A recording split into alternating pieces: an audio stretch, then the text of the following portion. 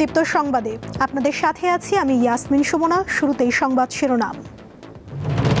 শরিকদের 10 আসনের বিষয়ে জানালেন মির্জা ফখরুল। বিএনপিতে যোগ দিলেন এলডিপি মহাসচিব। তারেক রহমানকে সংবর্ধনা জানানোর প্রস্তুতি বিএনপির। সারা দেশ থেকে নেতাকর্মীরা আসছেন ঢাকায়। সমস্যায় নওগাঁর কৃষকের বাজার। চাহিদা থাকায় আবারও চাঙা করার উদ্যোগ নিয়েছে স্থানীয় প্রশাসন।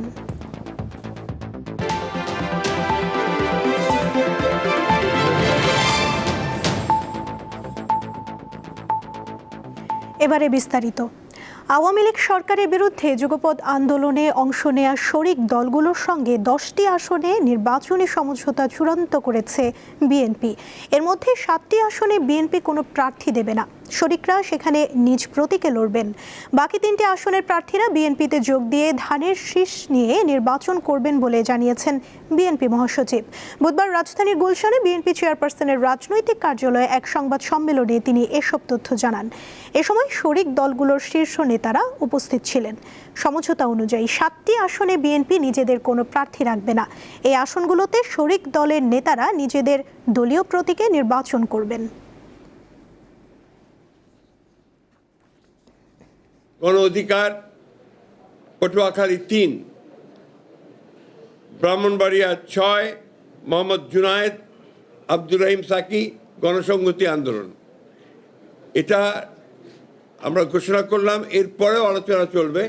তারপরে যদি আরো কোনো সিদ্ধান্ত হয় সেই সিদ্ধান্ত আবার পরবর্তীতে আমি আপনাদেরকে জানাবো।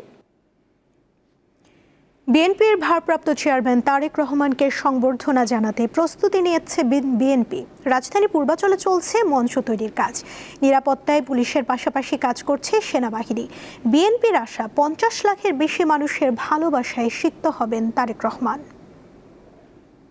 মঞ্চ প্রায় প্রস্তুত, অপেক্ষা কিছু মুহূর্তের। বিএনপি নেতাকর্মীরা অধীর প্রতীক্ষায় অপেক্ষা করছেন ভারপ্রাপ্ত চেয়ারম্যানের স্বদেশে ফেরার।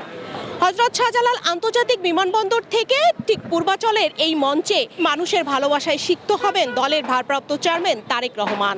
দেশের নানা বিভাজন দূর করে গণতন্ত্র উত্তরণের পথকে এগিয়ে নিয়ে যাবে দলের ভারপ্রাপ্ত চেয়ারম্যান তারেক রহমান, এমনটাই প্রত্যাশা বিএনপি নেতাকর্মীদের। তারেক রহমানকে বরণ করতে সব ধরনের প্রস্তুতি নিচ্ছে বিএনপি।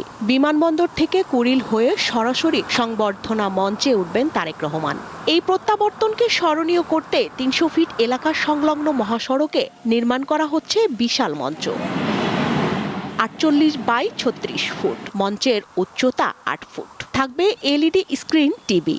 সমাবেশ ঘিরে মঞ্চ প্রস্তুতের পাশাপাশি নেওয়া হচ্ছে বাড়তি নিরাপত্তা। এলাকা জুড়ে মোড়ে মোড়ে বসানো হচ্ছে নিরাপত্তা চৌকি।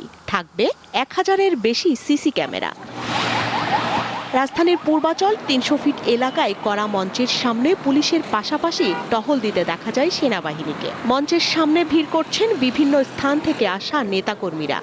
সারা বাংলাদেশ থেকে লোকজন আজকে অপেক্ষা করছে তারেক রহমানকে অভ্যর্থনা জানানোর জন্য। কখন ঢাকায় আসবে, কখন নেতার সাথে দেখা হবে, নেতারে দেখবো, সেই অপেক্ষায় আছি আমরা। নেতা কর্মীরা তো অনেক বেশি উৎসাহিত, উনি দেশে প্রত্যাবর্তন করবেন। আগামী নতুন সকালের উদয়ের জন্যই আমরা সারা দেশের 18 কোটি মানুষ তাকিয়ে আছি তারেক রহমানের দিকে। 18টা বছর ধৈর্য ধরে আল্লাহ আমাকে বাঁচিয়ে রাখছে। আমি তার শুধু একটু চেহারাটা দেখার জন্য আমি আছি রাজশাহী থেকে এখানে। বাবা, নেতাকর্মীদের ঢাকায় যাতায়াতের সুবিধার্থে 25 ডিসেম্বর 10টি রুটে 20টি স্পেশাল ট্রেন ভাড়া করেছে বিএনপি। বিএনপি নেতারা বলছেন তারেক রহমানের নিরাপত্তার জন্য সরকারের পাশাপাশি দলের পক্ষ থেকেও নেওয়া হচ্ছে ব্যবস্থা। তাকে যে সতর্কতা এবং তার যে নিরাপত্তা, সেটা বিধান করার দায়িত্ব প্রথমত সরকারের, তারপর দল সে বিষয়ে পদক্ষেপ গ্রহণ করছেন। একটার পর একটা তারা সেই প্রস্তুতি নিচ্ছেন।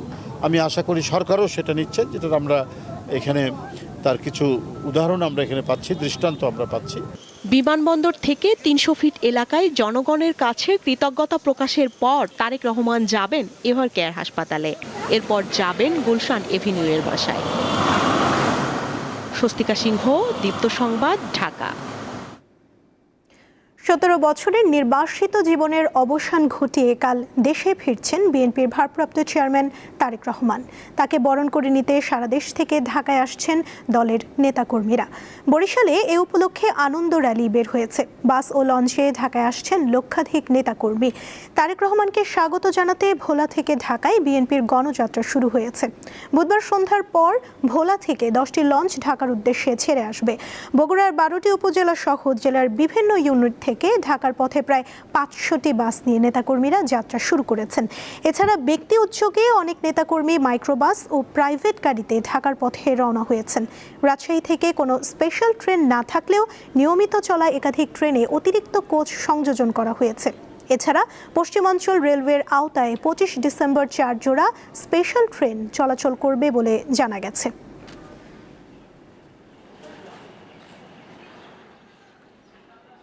বাংলাদেশের 17 বছর পর আমাদের মাঝে ফিরে আসছে আমাদের জিয়া পরিবারের বিএনপির একটা ঈদের দিন বলা চলে। স্বদেশ প্রত্যাবর্তন উপলক্ষে আমরা অত্যন্ত খুশি। বাংলাদেশের 18 কোটি জনতা তাকে দেখার জন্য উৎফুল্ল হয়ে আছে। অনেক আনন্দের বিষয়, অনেক খুশির বিষয়। বিপুল পরিমাণ নেতাকর্মী গেছে, আজকে যাবে, গতকালকে গেছে, আজকে যাবে। দর্শক, তারেক রহমানের আগমন উপলক্ষে নেতাকর্মীদের ঢাকায় আসার খবর জানবো আমাদের সহকর্মীদের কাছ থেকে। এই মুহূর্তে যুক্ত রয়েছেন বরিশাল থেকে সহকর্মী মর্তুজা জুয়েল এবং রাজশাহী থেকে ইউসুফ আদনান। শুরুতেই যাচ্ছি মর্তুজা জুয়েলের কাছে। জুয়েল, ঢাকায় আসা নেতাকর্মীরা কি বলছেন আমাদের বিস্তারিত জানাবেন।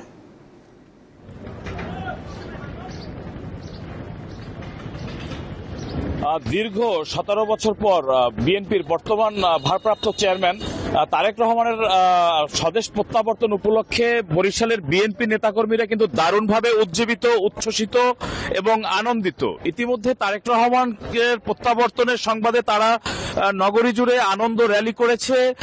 ঢাকায় হাজার হাজার নেতাকর্মীরা তাকে বরণের জন্য বরিশাল থেকে যাওয়ার প্রস্তুতি সম্পন্ন করেছে। আপনি জানেন দক্ষিণাঞ্চল নদীমাতৃক এলাকা, এর ফলে নৌযানী এখানকার প্রধান যোগাযোগ মাধ্যম। ফলে বৃহৎ আকৃতির যে নৌযানগুলো রয়েছে, এরকম 4টি নৌযান নেতাকর্মীদের জন্য প্রস্তুত রাখা হয়েছে। কিছুক্ষণের মধ্যে নেতাকর্মীরা ইতিমধ্যে আসতে শুরু করেছে। বিএনপি কর্মীরা আমরা দেখতে পাচ্ছি তারা এই নৌযানগুলোতে করে, লঞ্চগুলোতে করে ঢাকার উদ্দেশ্যে গমন করবে। একই সঙ্গে বরিশাল কেন্দ্রীয় নতুল্লাবাদ বাস টার্মিনাল থেকে সকাল থেকে দফায় দফায় 50টিরও বেশি বাস ছেড়ে গিয়েছে, যেখানে বিএনপির যারা নেতাকর্মী তারা এখানে সেখানে রয়েছেন। এখানকার মহানগর বিএনপির সদস্য সচিব জাহিদুল কবির তাদের নেতৃত্বে পৃথক পৃথক মিছিলের পরে তারা আমাদেরকে জানিয়েছেন যে নেতাকর্মীদের সন্ধ্যা থেকে যাওয়ার পর আগামীকালকে ঢাকায় পৌঁছানোর পর সংবর্ধনা স্থলে যাওয়া এবং ফিরে আসার জন্য তারা সকল ধরনের ব্যবস্থা, বিশেষ করে যাতায়াত, খাওয়া দাওয়া সহ সকল ব্যবস্থা তারা সম্পন্ন করেছেন। আপনি জানেন যে দীর্ঘ 17 বছর পরে তারেক রহমান দেশে আসবে এবং ইতিমধ্যে ঢাকার 300 ফিট যে এলাকাটি থেকে তাকে সংবর্ধনা দেওয়া হবে, সেখানে নেতা কর্মীরা বরিশাল থেকে যাবেন, এমনটি এখানকার যারা রয়েছেন তারা আমাদেরকে জানিয়েছেন। নেতৃবৃন্দ আমাদেরকে জানিয়েছেন যে আজ সন্ধ্যা লন্ডন সময় 6:15 বাংলাদেশ বিমানের BG202 ফ্লাইটটিতে করে বিএনপির ভারপ্রাপ্ত চেয়ারম্যান তারেক রহমান বাংলাদেশের উদ্দেশ্যে রওনা করবেন। ঠিক সে সময় 6 ঘন্টা ডিফারেন্স থাকবে, অর্থাৎ রাত 12:15 বাংলাদেশ সময় তিনি সেখান থেকে রওনা করবেন। এবং যে তথ্য তারা আমাদেরকে জানিয়েছেন যে আগামীকাল 11:45 সময় সিলেট হযরত শাহজালাল যে সিলেট ওসমানী বিমানবন্দর রয়েছে সেখানে তিনি আসবেন। সেখান হয়ে তিনি ঢাকায় তিনি আসবেন এবং এসে সরাসরি তার সংবর্ধনা স্থলে যাবেন।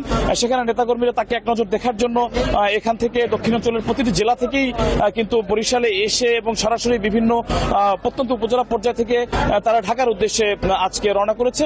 নেতাকর্মীরা আমাদেরকে বলছে যে লঞ্চে অন্তত 25,000 নেতাকর্মী এখান থেকে যাবেন এবং একই সঙ্গে তারা বাস সহ অন্যান্য ব্যক্তিগত গাড়িতে আরো অন্তত 50 থেকে 75,000 নেতাকর্মী তারা যাবেন। অর্থাৎ দক্ষিণাঞ্চল বরিশাল জেলা থেকে 1 লক্ষ নেতাকর্মী সমাগম তারা ঢাকায় হবে। তারা বলেছে যে ঢাকায় তারা একত্রিত হয়ে যতদূর পর্যন্ত তারা যেতে পারেন, যেহেতু সংবর্ধনা স্থলের আশেপাশে প্রচুর ভিড় থাকবে এবং ঢাকা সংলগ্ন যে সকল জেলাগুলো রয়েছে নারায়ণগঞ্জ, গাজীপুর, নরসিংদী, সেখানকার নেতাকর্মীরা আগেভাগেই সভাস্থলের কাছাকাছি অবস্থান করবেন। ফলে তারা যে পর্যন্ত নেতাকর্মীরা আগাতে পারেন সংবর্ধনা স্থলের দিকে, সে পর্যন্ত তারা সেখানে পৌঁছে অবস্থান করবেন এবং তাদের প্রিয় নেতাকে বরণ করবেন, এমনটি তারা আমাদেরকে জানিয়েছেন। এ ছিল বরিশাল থেকে আসলে তারেক রহমানকে বরণের নেতাকর্মীদের প্রস্তুতি। দর্শক, এই বিষয়ে আরও জানাতে রাজশাহী থেকে যুক্ত হচ্ছেন আমাদের আরেক সহকর্মী ইউসুফ আদনান। ইউসুফ, আপনি তো রাজশাহীতে রয়েছেন, সেখানে বিএনপি নেতাকর্মীদের ঢল কেমন দেখছেন, তাদের উচ্ছ্বাস উদ্দীপনা কেমন দেখতে পাচ্ছেন?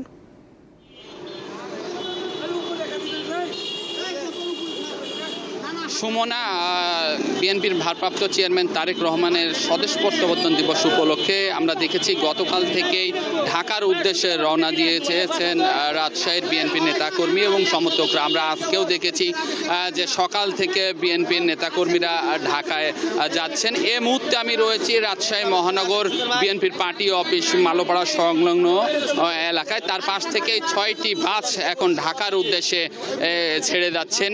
এর আগেও আমরা দেখেছি যে রাজশাহী রেলওয়ে স্টেশন থেকে প্রতিটি ট্রেনের অতিরিক্ত কোচ সংযোজন করে ঢাকায় যাচ্ছেন বিএনপির নেতাকর্মী এবং সমর্থকরা। আমরা এখানে বিএনপির অনেক নেতাকর্মী রয়েছেন, সমর্থক রয়েছেন, তাদের থেকে একটু জানবো যে আপনারা বিএনপির যে ভারপ্রাপ্ত চেয়ারম্যান তারেক রহমান আসছে সেক্ষেত্রে কতখানি উচ্ছ্বসিত, আনন্দিত? আমরা আমাদের রাজনৈতিক জীবনে সার্থকতা মনে করছি। গণ অভ্যুত্থান পরে বাংলাদেশের যে এলোমেলো অবস্থা, এই অবস্থায় আগামী দিনে সমস্ত গণতান্ত্রিক শক্তিকে সাথে নিয়ে আগামী দিন বাংলাদেশের নেতৃত্ব দেবেন তারেক রহমান। এই জন্য আমরা খুবই আনন্দিত। আপনারা সবাই আমাদের জন্য দোয়া করবেন। এখানে আরো একজন কর্মী আছেন, তার থেকে আসলে জানবো যে আজ দীর্ঘদিন পরে আপনাদের নেতা আসছে, সেক্ষেত্রে কেমন লাগছে আপনাদের? আউযুবিল্লাহি মিনাশ শাইতানির রাজিম, বিসমিল্লাহির রহমানির রহিম। সুদীর্ঘ 17 বছর পর দেশনায়ক তারেক রহমান বাংলাদেশে ফিরছেন। আমরা তার আগমনে মানে এত আনন্দিত যে আমরা ভাষায় প্রকাশ করতে পারছি না। আমরা তার এই স্বদেশ প্রত্যাবর্তন উদযাপন উপলক্ষে আমরা সবাই রাজশাহী মহানগরে সবাই ঢাকা যাচ্ছি তাকে স্বাগত জানাতে এবং তার শুভকামনায়। জি, আরও একজন রয়েছেন কর্মী, তার থেকে আসলে জানবো যে আপনারা কেমন উচ্ছ্বাসিত এদের রাজশাহী থেকে ঢাকা যাচ্ছেন, আপনাদের প্রিয় নেতা আসছে?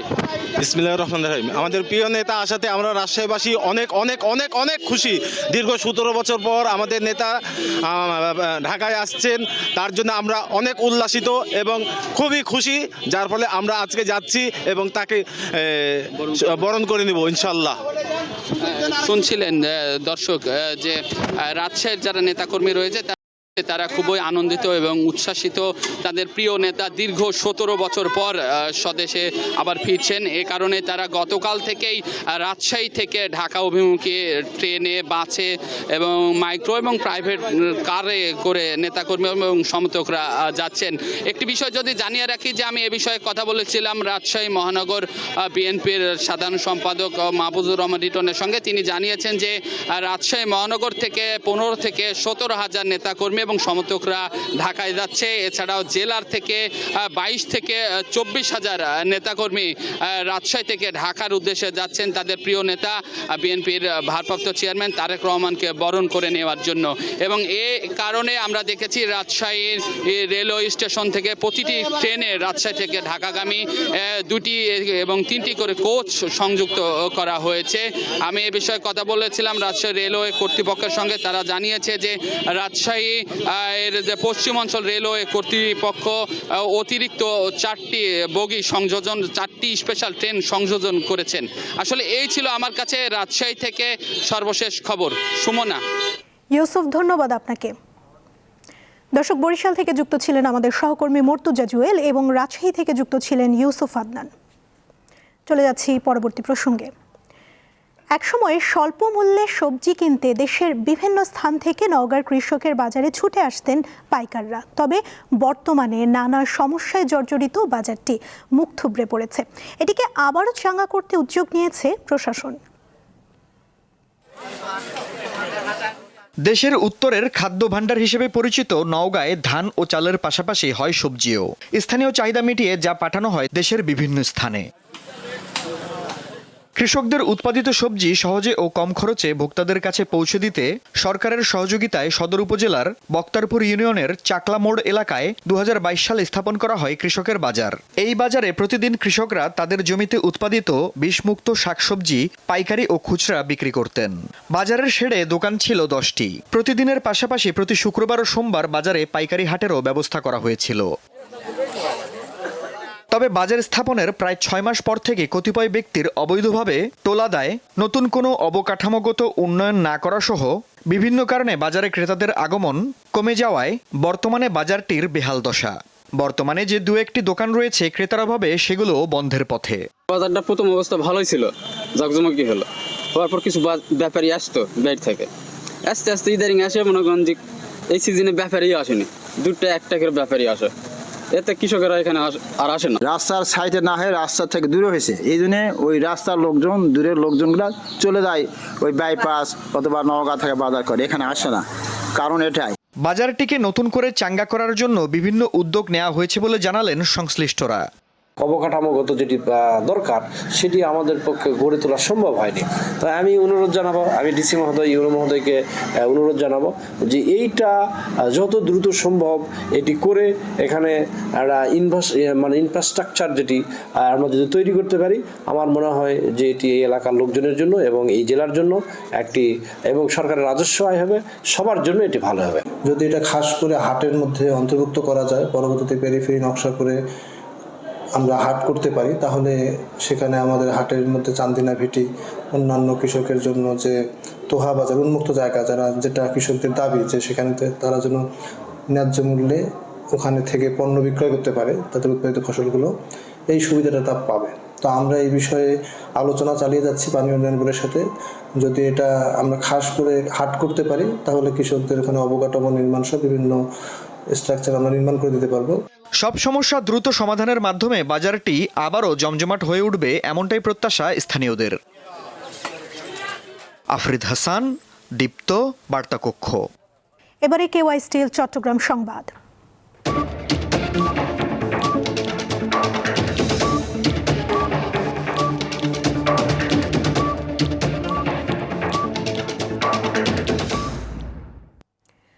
চট্টগ্রামের বাঁশখালীতে অভিযান চালিয়ে অবৈধ নৌকা, জাল ও বিপুল পরিমাণ সামুদ্রিক মাছ সহ 16 জেলেকে আটক করেছে কোস্টগার্ড। বুধবার সকালে কোস্টগার্ডের মিডিয়া কর্মকর্তা এ তথ্য জানান। তিনি বলেন, গোপন সংবাদের ভিত্তিতে মঙ্গলবার মধ্যরাতে কোস্টগার্ড চট্টগ্রামের বাঁশখালী থানার খাটখালী নদীতে একটি অবৈধ আর্টিসানাল ট্রলিং বোট জব্দ করে। এ সময় প্রায় 25 লাখ টাকা মূল্যের 5টি ট্রলিং জাল ও 6000 কেজি সামুদ্রিক মাছ সহ 16 জন জেলেকে আটক করা হয়। পরবর্তীতে জব্দ করা সামুদ্রিক মাছ নিলামে বিক্রয় করা হয় এবং অবৈধ ট্রলিং জাল নষ্ট করা হয়। বগুড়া শহরে ডাকাত দলের সাথে পুলিশের গোলাগুলির ঘটনা ঘটেছে। গত রাত 3টার দিকে শহরের চারমাথা এলাকার বারপুর ফিলিং স্টেশনের সামনে ঢাকা রংপুর মহাসড়কে এই ঘটনা ঘটে। পুলিশ জানায়, বারপুর ফিলিং স্টেশনের পাশে অবস্থিত টোপাগো নামক একটি কোম্পানির গুদামে ডাকাতির প্রস্তুতি নিচ্ছিল একদল ডাকাত। এ সময় বগুড়া সদর থানার একটি নিয়মিত টহল দল ঘটনাস্থলে পৌঁছালে ডাকাতরা পালানোর চেষ্টা করে। পুলিশ তাদের ধাওয়া করলে ডাকাতরা পুলিশের গাড়ি লক্ষ্য করে গুলি ছোড়ে। আত্মরক্ষার্থে পুলিশও পাল্টা গুলি ছোড়ে। এক পর্যায়ে ডাকাতরা তাদের ব্যবহৃত ট্রাক, একটি শটগান ও কয়েক রাউন্ড গুলি ফেলে পালিয়ে যায়। দিনাজপুর টিভি জার্নালিস্ট অ্যাসোসিয়েশনের দ্বিবার্ষিক নির্বাচনে সভাপতি হয়েছেন ডিবিসি নিউজের মুর্শিদুর রহমান এবং সাধারণ সম্পাদক নির্বাচিত হয়েছেন দীপ্ত টেলিভিশনের সুলতান মাহমুদ। সকাল 10টা থেকে দুপুর 12টা ভোট গ্রহণ অনুষ্ঠিত হয়। দিনাজপুর প্রেস ক্লাব কার্যালয়ে বিরতিহীনভাবে ভোট গ্রহণ চলে। এতে দিনাজপুরে কর্মরত বিভিন্ন টেলিভিশন মিডিয়ার মোট 21 জন ভোটার তাদের ভোটাধিকার প্রয়োগ করেন। নির্বাচনে 7 সদস্য বিশিষ্ট নির্বাহী কমিটির সভাপতি, সহসভাপতি, সাধারণ সম্পাদক, সহ সাধারণ সম্পাদক, কোষাধ্যক্ষ এবং 2 জন নির্বাহী সদস্য, মোট 6টি পদে ভোট গ্রহণ অনুষ্ঠিত হয়। নির্বাচন পরিচালনায় কমিশনারের দায়িত্বে ছিলেন দৈনিক প্রথম আলো দিনাজপুর জেলা প্রতিনিধি রাজুল ইসলাম রাজু। সামাজিক যোগাযোগ মাধ্যমে বিতর্কিত কর্মকাণ্ডের কারণে ইউরোপীয় ইউনিয়নের সাবেক এক কমিশনার সহ 5 জনের ভিসা প্রত্যাখ্যান করেছে যুক্তরাষ্ট্র। তাদের বিরুদ্ধে নিজেদের অপছন্দের মতামত ঠেকাতে মার্কিন সামাজিক যোগাযোগ মাধ্যমগুলোকে চাপ দেওয়ার অভিযোগ থাকায় তাদের ভিসা প্রত্যাখ্যান করা হয়েছে বলে ঘোষণা দিয়েছে মার্কিন পররাষ্ট্র দপ্তর। ভিসা প্রত্যাখ্যানের তালিকায় রয়েছেন ইউরোপীয় কমিশনের সাবেক শীর্ষ প্রযুক্তি নিয়ন্ত্রক থিয়েরি ব্রেটন। মার্কিন পররাষ্ট্র দপ্তর তাকে ইউর ডিজিটাল সার্ভিসেস অ্যাক্ট এর মাস্টারমাইন্ড হিসেবে বর্ণনা করেছে। এছাড়া যুক্তরাজ্য ভিত্তিক অলাভজনক সংস্থা গ্লোবাল ডিসইনফরমেশনস ইন্ডেক্সের প্রধান ক্লেয়ার মেলফোর্ডকেও ভিসা নিষেধাজ্ঞার জন্য তালিকাভুক্ত করা হয়েছে। তবে থিয়েরি ব্রেটন যুক্তরাষ্ট্রের এমন সিদ্ধান্তে ক্ষোভ জানিয়েছেন। তার দাবি এর মধ্য দিয়ে উদ্দেশ্যপ্রণোদিতভাবে হয়রানি করা হচ্ছে।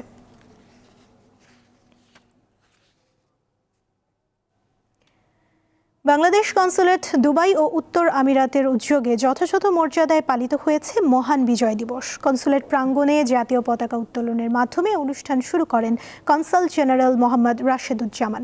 এরপর কোরআন তেলাওয়াতের মাধ্যমে শুরু হওয়া আলোচনা সভায় রাষ্ট্রপতি, প্রধান উপদেষ্টা ও পররাষ্ট্র উপদেষ্টার বাণী পাঠ করা হয়। কনসাল জেনারেল মোহাম্মদ রাশেদুজ্জামান বীর মুক্তিযোদ্ধাদের প্রতি শ্রদ্ধা জানান এবং প্রবাসীদের দেশের অর্থনীতিতে অবদানের গুরুত্ব তুলে ধরেন। তিনি পোস্টাল ব্যালটে ভোটদানে অংশগ্রহণের আহ্বান জানান এবং কনসুলার সেবা সহজীকরণের উদ্যোগের কথা জানান। শেষে সাংস্কৃতিক অনুষ্ঠানে সমবেত সঙ্গীত, দেশাত্মবোধক গান ও নৃত্য পরিবেশিত হয়।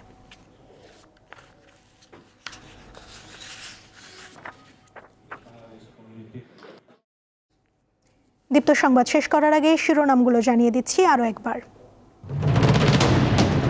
শরিকদের 10 আসনের বিষয়ে জানালেন মির্জা ফখরুল। বিএনপিতে যোগ দিলেন এলডিপি মহাসচিব।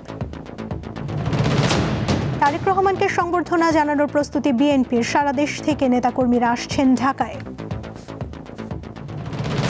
সমস্যায় নওগাঁর কৃষকের বাজার, চাহিদা থাকায় আবারও চাঙা করার উদ্যোগ নিয়েছে স্থানীয় প্রশাসন।